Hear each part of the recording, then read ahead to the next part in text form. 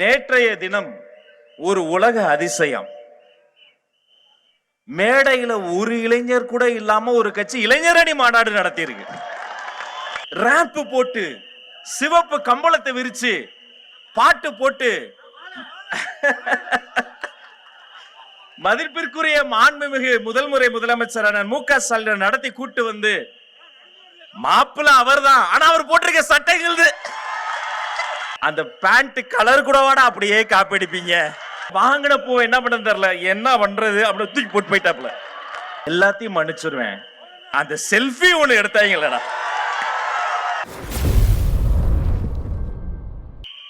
முதலில் கழக மாவட்ட செயலாளர் அன்பு சகோதரர் விக்னேஷ்க்கு ஒரு அரங்கம் நிறைந்த கைத்தட்டல தரணும்.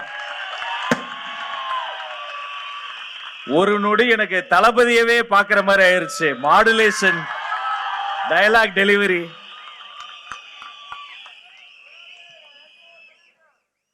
கவிஞர் அண்ணன் நெல்லை ஜெயந்தா சொல்வது போல், ஆறுகளின் ஆறு, ஆறுகளின் ஆறு கங்கை ஆறு, அதை தலைமுடியில் வைத்திருப்பதாறு, அவர் எங்கள் இறையனாறு.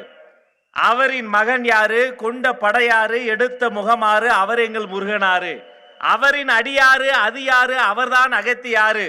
அன்று பாரதியாரு, நேற்று ஔவையாரு, இன்று தமிழ்நாட்டை காப்பாற்ற போவது யாரு? தமிழக வெற்றி கழகத்தை தவிர வேறு யாரு?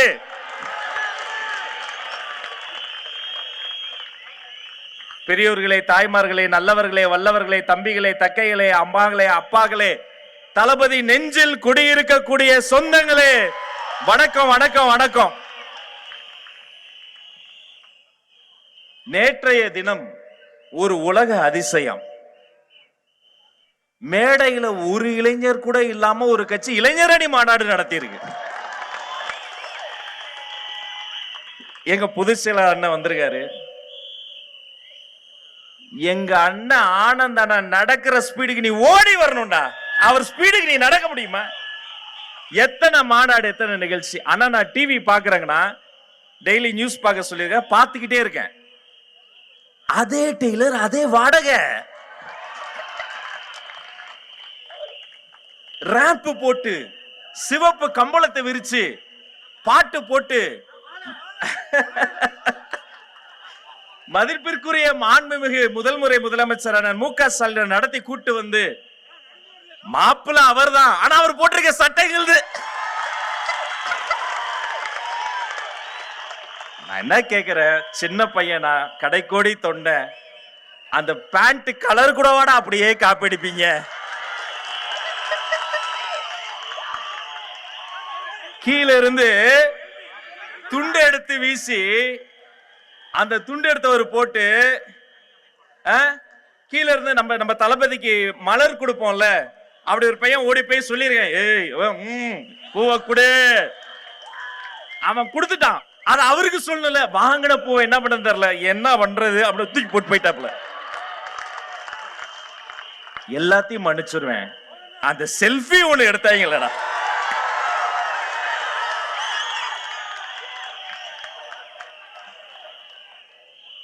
சிவப்பு கம்பளத்துல நடந்து வர்றவங்க எல்லாம் ஜெயிச்சிட முடியாதுங்க. கொஞ்சம் திரும்பி பாருங்க.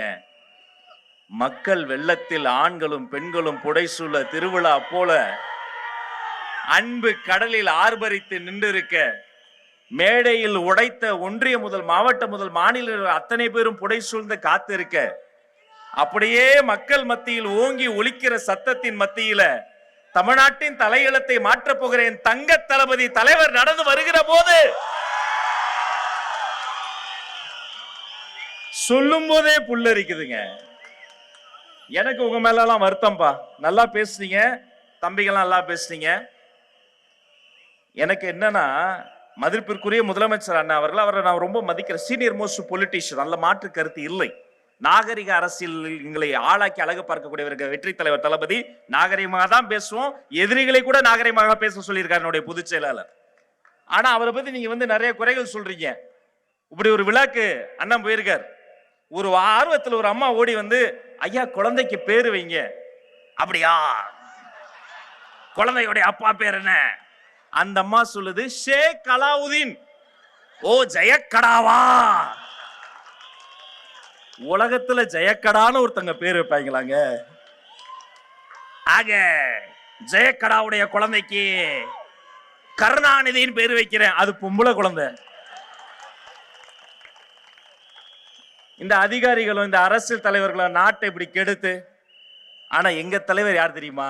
பாடுகிறேன் பாமணக்கும், பாடும்போது நாவினிக்கும், நாடெங்கும் புகழ் மடக்கும், தளபதினு சொல்லும் போதே வாயினிக்கும்.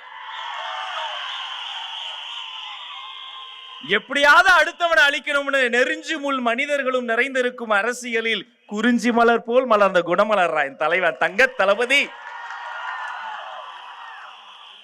இவங்களுக்கு எல்லாம் ஒரே ஆச்சரியம், எப்படி இவ்வளவு கூட்டம் கூடுது?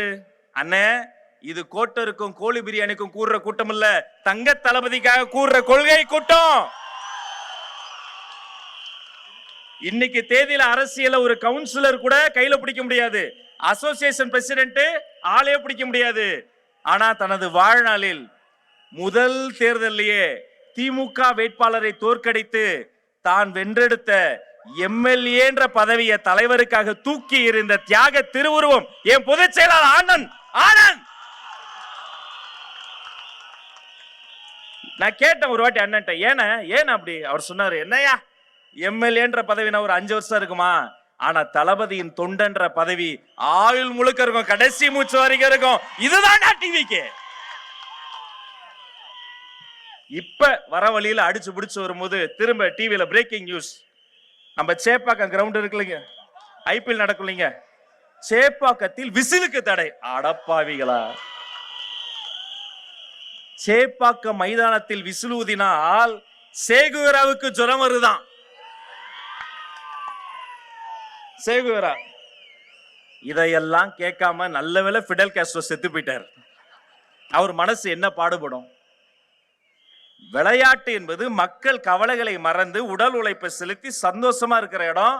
இத்தனை ஆண்டுகளமாக சேப்பாக்கம் மைதானத்தில் விசில் சத்தம் ஓங்கி ஒலித்தது, விசிலுக்குனே பாட்டே போட்டாங்க. ஆனா தமிழக வெற்றி கழகத்திற்கு ஒரு சின்னம், விசில் சின்னம் வந்துவிட்டது என்று சொன்னால் தீய சக்தி பயப்படுது, ஊழல் சக்தி பயப்படுது. இது இப்படியே போச்சுன்னா அடுத்து என்ன பண்ணுவாங்க? தற்போது கிடைத்த செய்தி, பேருந்தில் கண்டக்டர் விசில் ஊதக்கூடாது,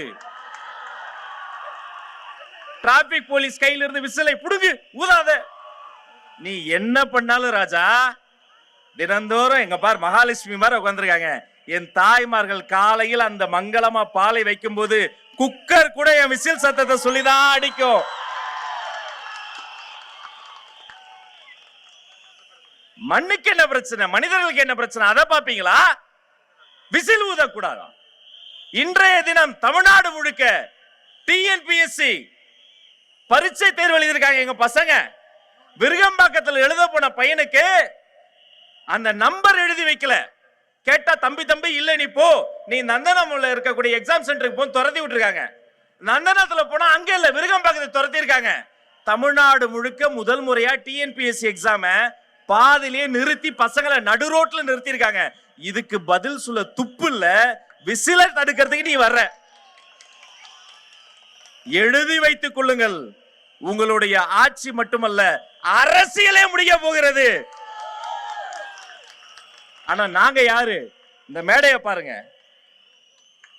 எங்களுக்கு ஒரு சேரு, மாநில நிர்வாகிக்கு ஒரு சேரு, அவங்களுக்கு ஒரு சேரு, 10 பேர் உட்காந்தா போதும், 4 பேர் உட்காந்தா போதும், அவங்களுக்கு பிளாஸ்டிக் சேர் போடு, எல்லாருக்கும் ஒரே சேரை போட சொன்ன பொதுச் செயலாளருங்க உட்கார்ந்துருக்காருங்க. உழைத்தவர்கள் அத்தனை பேரை மேடையேற்றக்கூடிய கட்சி தமிழக வெற்றி கழகம், மறந்துடாதீங்க. 30 ஆண்டுகளின் உழைப்பு. ஒரு சாதாரண ஒரு துணை இயக்குனருக்கு ஒரு கவர்மெண்ட் ஆஸ்பத்திரியில் பிறந்தவர் என் தலைவர். ஜி தமிழ் தொலைக்காட்சியில் சரிகமாப்பான குழந்தைகள் பாட்டு பாடக்கூடிய நிகழ்ச்சிக்கு போகக்கூடிய வாய்ப்பு என்னுடைய தலைவர் தந்தாரு. போய் பார்த்தப்ப அந்த குழந்தைகளினுடைய அன்பு பார்த்தப்ப எனக்கு ஆனந்த கண்ணீர் வந்தது. அப்ப தலைவரினுடைய வரலாற்றை ஒரே நிமிடத்துல கவிதையா சொல்லும்போது நான் சொன்ன, யார் அவரு? சாதாரண வீட்டுல பிறந்தவர். ஏன் இந்த உலகத்தையே சுஸ்தப்படுத்த பிறந்த அந்த தேவகுமாரன் கூட கோபுரத்தில் பிறக்கவில்லை, ஒரு குடிசையில் தானே பிறந்தான் அந்த இயேசுபிரான். அப்படி பிறந்த ஒரு மண்ணின் மைந்தர் என் தலைவர். அவர் பிறந்த கவர்மெண்ட் ஆஸ்பத்திரி இருக்கு பாருங்க, இப்போ இத்தனை வருஷம் ஆயிருச்சு, இப்பவும் அவர் பிறந்த நாள் அன்னைக்கு கோயிலுக்கு போறதில்ல அல்லது வேற ஏதோ பார்ட்டிக்கு போறதில்ல. கழக மாவட்டத்தில் அத்தனை பேரும் ஒரு கவர்மெண்ட் ஆஸ்பத்திரிக்கு போய் அன்னைக்கு பிறக்கிற குழந்தைகளுக்கு தங்க மோதிரம் போடுற கட்சிடா தமிழக வெற்றி கழகம். பிறந்த குழந்தைக்கு தங்க மோதிரம், வளரும் குழந்தைக்கு ரொட்டிப்பால் முட்டை திட்டம், படிக்கும் குழந்தைக்கு விஜய் படிப்பகம், கல்வியில் வெற்றி பெற தளபதி கல்வி விருதுகள், வேலை தேடும் உள்ளங்களுக்காக விஜய் விலையில்லா விருந்தகம். ஒரு சர்க்கார் செய்து கொண்டிருக்கிறார் இந்த சர்க்கார்.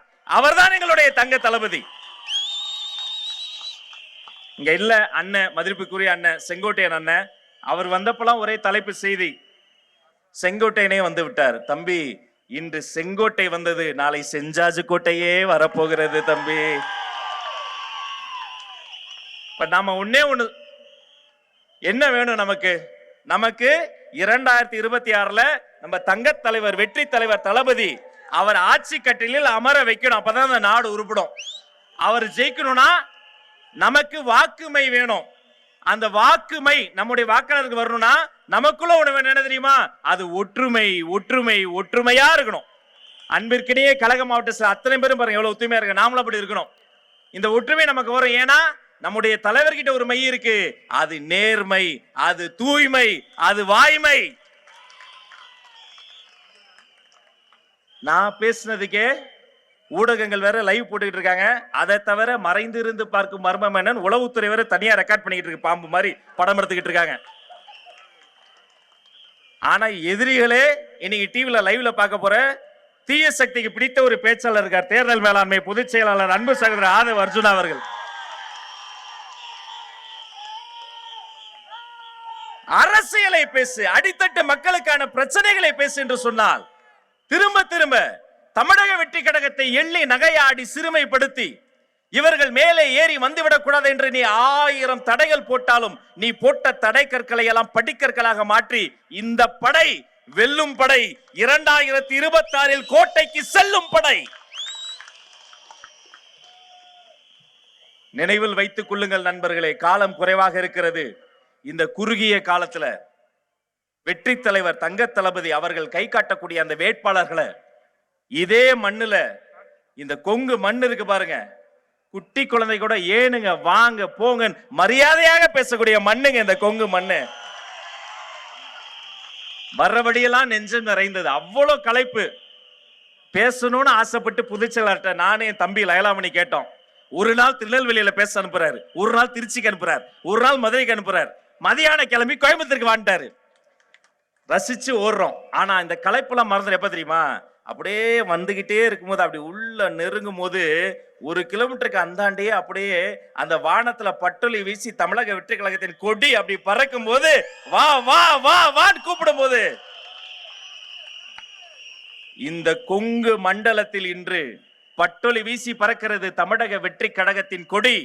இந்த கொடி இந்த கொங்கு மண்டலத்தில் இருந்து கோட்டையில் வெற்றி கொடியாக தங்க தளபதியினுடைய வெற்றி கொடியாக பறக்கும்.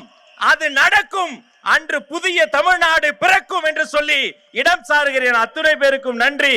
கான்பிடென்டா இருங்க, நல்லதே நடக்கும். நன்றி, வணக்கம்.